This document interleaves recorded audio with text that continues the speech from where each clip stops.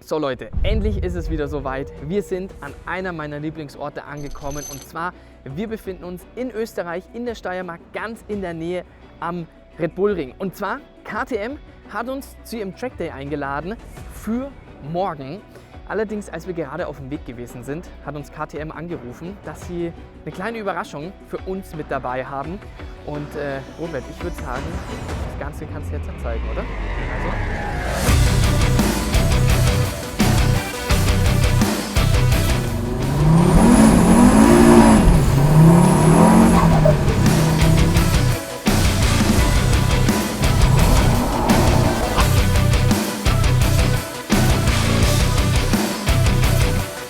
Das ist einfach nochmal mehr Rennfeeling.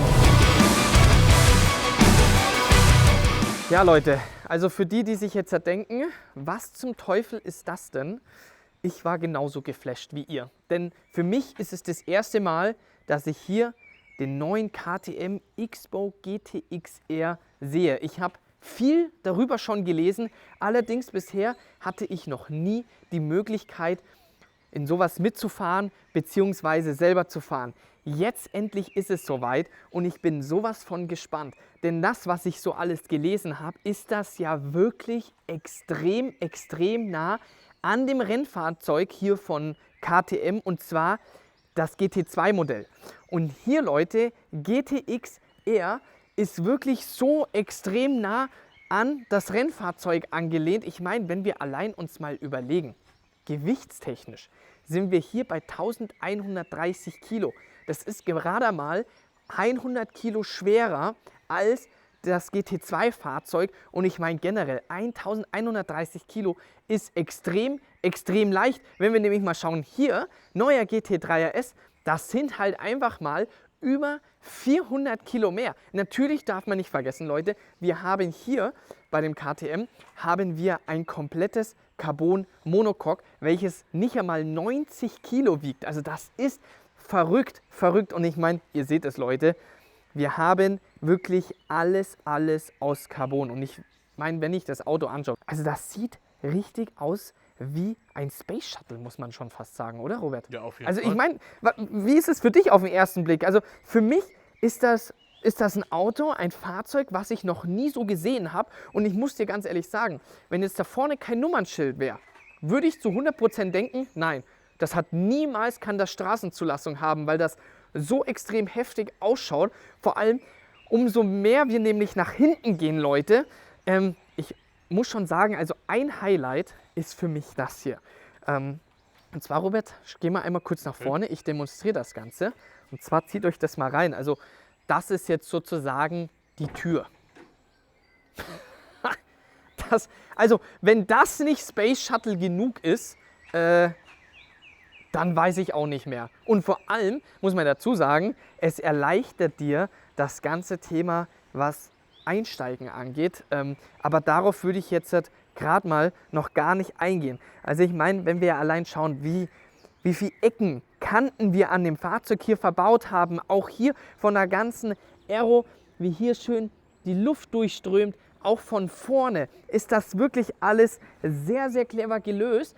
Der KTM X-Bow GTX-R ist ja natürlich nicht dafür gemacht, um geradeaus abartig schnell zu sein, was er natürlich auch ist. Denn Leute, wir haben ja hier 500 PS am Start und das Ganze kommt aus dem bekannten 5-Zylinder-Motor von Audi und zwar welcher im RS3 verbaut ist. Ich meine, das können wir jetzt auch mal ganz kurz zeigen. Währenddessen, was ich allerdings sagen wollte, das Auto ist hier wirklich konzipiert für die Rennstrecke und zwar für extrem hohe Kurvengeschwindigkeiten. So, das heißt hier anheben und jetzt müssen wir das Ganze hier drücken.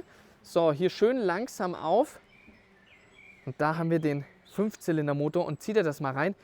Das hier, Leute, ist der Kofferraum. Und das ist schon wieder ein Riesenvorteil gegenüber dem GT3 RS. Denn wir sind jetzt zum ersten Mal eine längere Strecke mit dem GT3 RS gefahren und du hast ja keinen Kofferraum mehr. Und ich meine, allein da, der ist riesig. Du hast extrem viel Platz. Und jetzt kommen wir zu dem Motor, weil sich jetzt natürlich viele fragen werden, ja, da ist ja nur ein Fünfzylindermotor verbaut.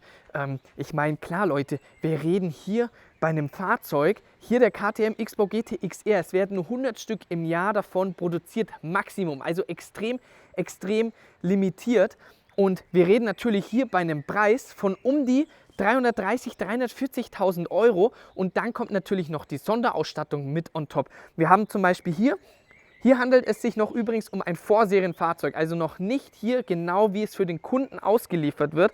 Wir haben zum Beispiel hier die Keramikbremse, haben wir optional mit dabei und die kostet nochmal zusätzlich 17.000 Euro. Dann, weil wir natürlich auch hier das Fahrzeug komplett in dem Mattcarbon haben, kostet natürlich hier, damit wir das in dem kompletten Mattcarbon haben, egal ob matt oder glänzend, nochmal 25.000 Euro Aufpreis. Also das Ganze summiert sich dann noch. Wir haben im Innenraum haben wir noch, wo wir zusätzlich Lautsprecher und Bluetooth und so weiter mit dazu nehmen können. Wobei man ganz ehrlich sagen muss, ich bezweifle, dass man das hier braucht, weil ich glaube, das wird hier drinnen schon laut werden. Das heißt, am Ende kommen wir bei 380.000 Euro raus und da denken sich natürlich viele Leute, ja, aber ist das dann noch gerechtfertigt, den Fünfzylindermotor? Und ich sage euch eins, meine Erfahrung hier mit dem Motor ist extrem, extrem fantastisch. Denn einerseits ist der Motor extrem effizient, auf der anderen Seite von der Leistungsentfaltung ist das wirklich der Hammer, ja, weil du natürlich auch theoretisch einen Haufen Tuningpotenzial hast. Und ich meine, hier ist das ja wirklich auf Langstrecke konzipiert, wie beim Rennfahrzeug, ja, die wirklich beim 24-Stunden-Nürburgring mitfahren. Bedeutet, wir haben hier auch einen 96-Liter-Tank und wir haben hier einen Verbrauch irgendwas von 9 Liter oder so. Also das heißt, wir kommen theoretisch über 1000 Kilometer weit. Also das ist schon wirklich extrem. Und ich meine, wenn wir von den Leistungsdaten reden, ja, 0 auf 100, 3,4 Sekunden, das ist nicht die Welt. Topspeed 280 km/h, wo auch noch ein bisschen mehr geht. 0 auf 200 sind es unter 10 Sekunden. Ne? Klar, Leute, da gibt es Autos, die einen Ticken schneller sind. Aber ich glaube, wenn ich hier den KTM X-Bow GT XR so sehe und jetzt Robert, jetzt komm mal nach hinten. Spätestens ab da merkst du, was hier los ist. Zieht euch mal dieses Heck hier rein. Das ist sowas von brutal und vor allem, wenn wir uns jetzt nämlich mal bücken, Leute, wenn wir jetzt hier nach unten schauen.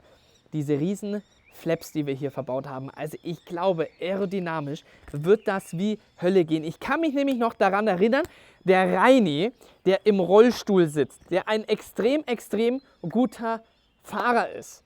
Letztes Jahr bei meinem Track Day, ich bin mit dem Super Trofeo gefahren und der Super Trofeo ist ja auch ein reines Rennfahrzeug, ja. Und der ist hier mit so einem Teil gefahren und das war wirklich abnormal, wie der mitgehalten hat, denn man muss dazu sagen, wir haben hier immer noch Straßenreifen montiert. Normalerweise kommt der mit Cup 2 Reifen. Allerdings, weil es eben heute regnet, hat KTM mir hier die Pilot Sport 4S Reifen montiert.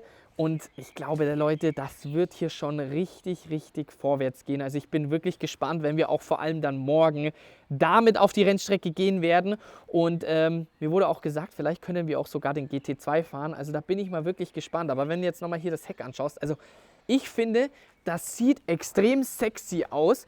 Aber auch, egal wo du hinschaust, es ist ein extrem aggressives Design und du weißt, okay, der KTM, hier das Fahrzeug macht extrem auf Ernst, hier mit dem festen Spoiler.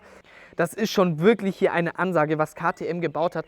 Aber ich sag's dir, Robert, ich bin sowas von heiß, hier das Auto jetzt endlich zu fahren. Jetzt machen wir hier die Motorhaube, machen wir wieder schön vorsichtig zu, hier einmal, dass es auch klickt. Ganz kurz noch zum Innenraum, Leute. Also ich meine, und da geht das Rennfeeling, aber sowas von nicht nur ein bisschen, sondern extrem weiter. Allein diese Sitze. Ich meine, wie ich es ja schon angesprochen habe, wir haben ein komplettes Carbon-Monocoque. Das erinnert mich sehr an McLaren Senna, wo wir hier einfach den Carbonsitz haben und hier einfach so ein bisschen Polster. Und jetzt, Leute, zieht euch das mal rein. Das Lenkrad, ja, das nehmen wir hier so ab. Und das ist jetzt unser Lenkrad. Und dann kennen wir auch sehr schön schon aus dem GT3S mit Weissach-Paket, schöne Magnet-Schaltwippen. Und ja, also das ist halt schon wirklich, eine Ansage. Hier Blinker, Licht, Hupe, Race Mode, Trip, hier für einen Scheibenwischer. Und ja, ich meine, mehr brauchen wir nicht. Und ist auch sehr clever von KTM gelöst, denn wir können es hier oben wieder draufstecken. Ja, und das ist natürlich vereinfacht das Ganze mit dem Einsteigen. Und Robert, apropos Einsteigen, ich würde sagen, ich mache das Lenkrad wieder hin und dann steigen wir ein, oder? Ja, Außer so. du willst es jetzt unbedingt noch filmen, wie ich mich da jetzt gleich anstelle beim Einsteigen. Ja, doch, das Aber ich glaube, ich würde es eher so machen. Ich steige jetzt ein, ich drücke die Kameras auf Record und du fährst ja mit, oder? Ja, muss ich ja. Alles klar, dann machen wir es so. Also ich steige schon mal ein und dann Ja. drücke ich auf Play. Mach's gut. Alles klar. Tschüss. So, Robert, dann schwing dich rein. Na, Robert, kommst du klar oder Seid brauchst ihr du ready? irgendeine Hilfe? Nee, ich bin ready. Okay, Erstmal Hose ziehen. hier, da, genau. Erstmal nein, dann setze ich mich hier mal ein bisschen drauf. Das ist ja Carbon, das ist ja stabil. Mit dem anderen Fuß nein. Und zack, bin ich drin. Tue mir schon mal den Gurt her. Echt ganz schön entspannt. Also es sieht nicht so graziös aus, denke ich mal. Hoppala. Aber auch in dem Sitz, oder? Geht eigentlich, oder? Voll. So. Und das war's auch schon. Krass. Ja, aber jetzt mal ernsthaft. Ja, wirklich. Also und da auch, hast du auch da Platz, ne? Voll. So, dann machen wir jetzt hier die Luke zu. Ich finde das so geil. Ich komme mir davor eigentlich wie in so einem Jetfighter. Ja, voll. Boah, und jetzt hier, das ist halt hier schon gut. Also jetzt bin Ja. ich mal gespannt. Wir starten den schönen 5-Zylinder. Und dann würde ich sagen, krass ist das Lenkrad, aber easy. Ja? Voll, schau das mal an. Hier, schau Alter. das mal an. Alter. Das ist ja krass.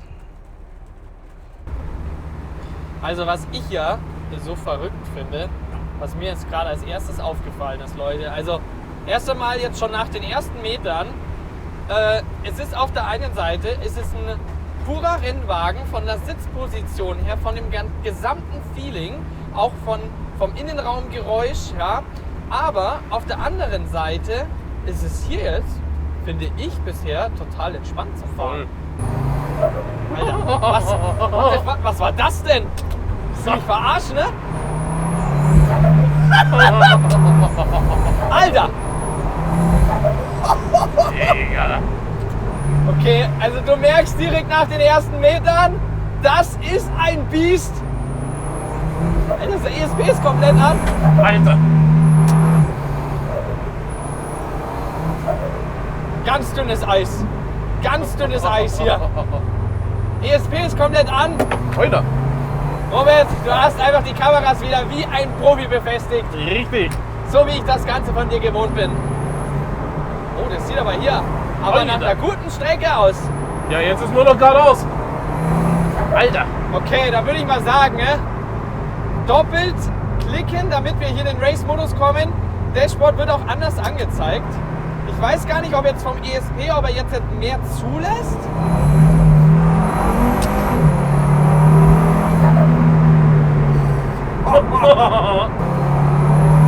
Alter! Da merkst du einfach diese Leistungsentfaltung bei diesem 5-Zylinder. Das ist so geil, Das weil da einfach kein Ende ist. ist der perfekte Motor, ohne Scheiß. Aber du merkst, schau dir das mal an, wie das Ding einlenkt. Und ich meine, Leute, wir haben jetzt hier nasse Fahrbahn. Ihr seht, wie es regnet. Aber du merkst hier einfach dieses Einlenkverhalten. Ne? Also, boah, wir sind mit dem GT3 RS hier hingefahren. Und ich meine, das ist ja eine komplett andere Liga zum alten GT3s. Aber hier, das ist noch mal krasser. Dieses Einlenkverhalten, ne? Da merkst du einfach, Gewicht ist das A und O.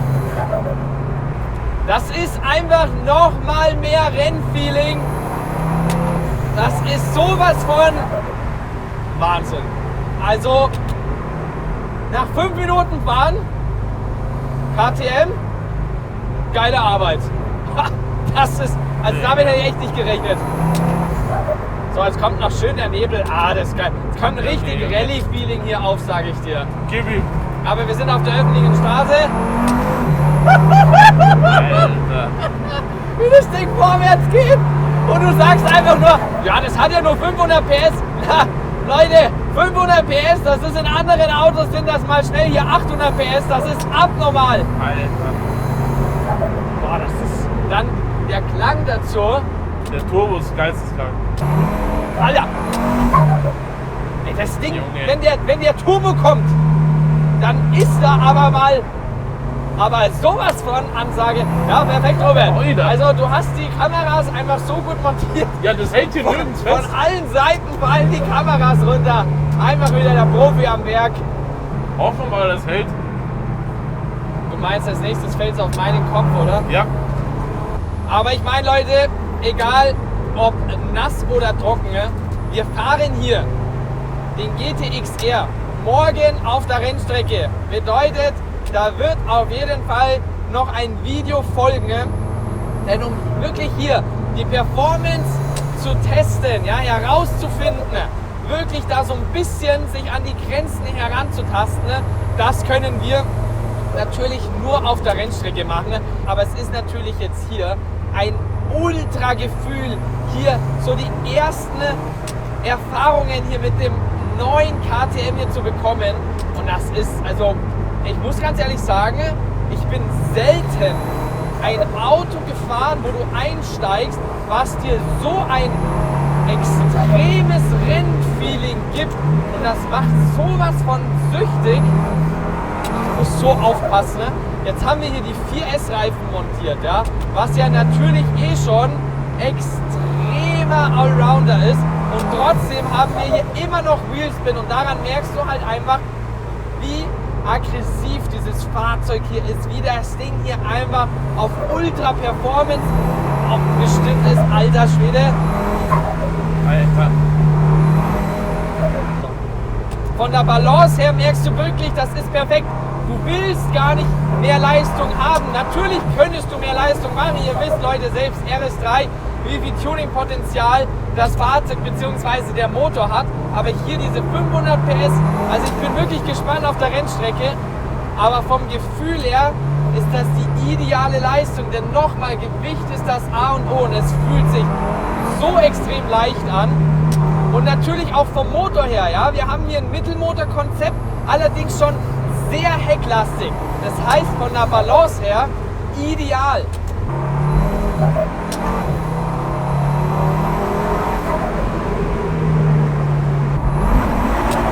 Alter! Robert! Da geht aber was vorwärts, würde ich mal sagen. Alter! Okay! Ich würde sagen, da geht definitiv ein bisschen was vorwärts, Robert, oder? Was ist los? Nix, bei dir so? Alter Schwede, ich sehe einfach nichts im Seitenspiegel, im Seitenfenster. Ich wollte gerade sagen, dein Spiel ist okay. Also ich würde sagen, wir machen auf jeden Fall das ESP wieder an, weil Danke. nicht, dass mir der Robert hier komplett zum Schwitzen anfängt, weil ihr seht, wie hier die Scheibe anläuft, vor allem schon auf deiner Seite, auf deiner Seite, Robert. Aber die Strecke ist brutal. Die Strecke ist geil. Aber man sieht, wie gut handelbar das Fahrzeug auch noch hier in der Nässe ist. Und ich meine, nicht nur in der Nässe, sondern ja, es schüttet halt einfach, ne? Und die Sicht auch noch, also es sind ideale Wetterbedingungen heute. Also Leute, wir werden jetzt hier noch ein bisschen weiterfahren, um hier zum Schluss zum Video zu kommen. Robert, was ist deine Meinung? Das ist abartig. So, als Beifahrer und jetzt. vor allem der 15er, der klingt so geil. Allein der Turbo ist Porno, der 15er ist Porno, das Auto ist richtig geil. Das ganze Sichtcarbon, Alter.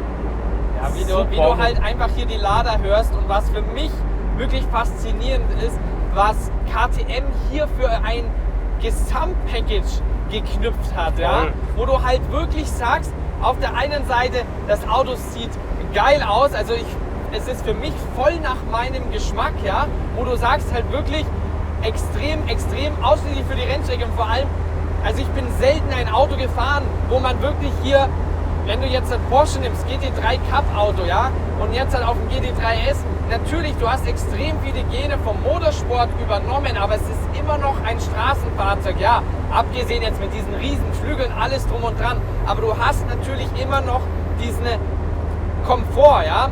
Hier hast du natürlich auch immer noch einen gewissen Komfort, aber du hast hier wirklich ein GT2 Rennfahrzeug genommen und das bestmöglichst hier umgebaut auf Straßenzulassung und das ist wirklich für mich extrem faszinierend, denn du brauchst hier einfach, denn ich brauche hier keine 1000 Knöpfe oder kein Navi, natürlich optional können wir uns hier mit der Musik und alles drum und dran können wir uns ausstatten, aber letzten Endes brauchst du das nicht und allein hier dieses komplette Feeling, wie du hier drinnen sitzt, mit dem Lenkrad, das ist halt wirklich faszinierend. Auch das ganze Konzept mit dem Motor, mit dem Mittelmotor, aber wirklich hecklastig ausgelegt, hast den 5-Zylinder und ja, also ich bin wirklich gespannt, Leute, wenn wir hier den KTM X-Pro GTX-R auf der Rennstrecke fahren werden, bin ich mal wirklich gespannt, wie das Ganze hier funktionieren wird. Und ja, ich meine, ich bin halt einfach ein Fan von Ultra-Leichtbau und da hat KTM das extrem gut hinbekommen. Auch nochmal, wenn du das hier